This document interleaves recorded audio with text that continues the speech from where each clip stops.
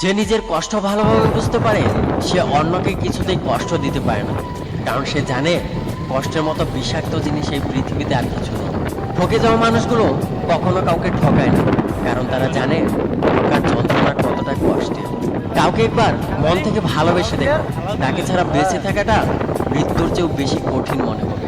সম্পর্ক তৈরি করার আগে নিশ্চিত হন আপনি তার প্রিয়জন নাকি প্রয়োজন। ভালো থাকার জন্য গাড়ি বাড়ি টাকা পয়সা লাগে না, মনের মতো একজন জীবন সঙ্গী হলেই যথেষ্ট।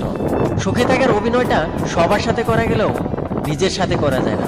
জীবনে যাকে পেয়েছ তাকে আগলে রাখতে শেখো, কারণ জীবনে কিছু মানুষ বারবার আসে।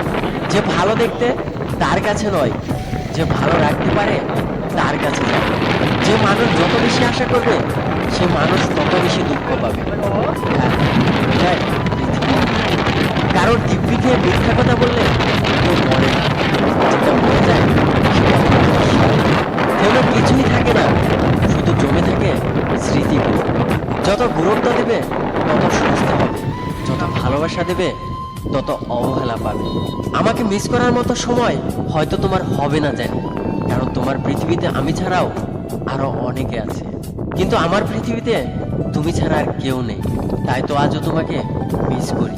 সামান্য কিছু ভুলের কারণে সম্পর্ক নষ্ট হয়, আর সামান্য কিছু ভুল পথে চলার কারণে ভবিষ্যৎ নষ্ট হয়। কাউকে বোকা বানিয়ে নিজেকে বেশি চালাক ভেবো না। মনে রেখো, সে তোমাকে বিশ্বাস করেছিল, তাই তুমি তাকে বোকা বানাতে পেরেছো।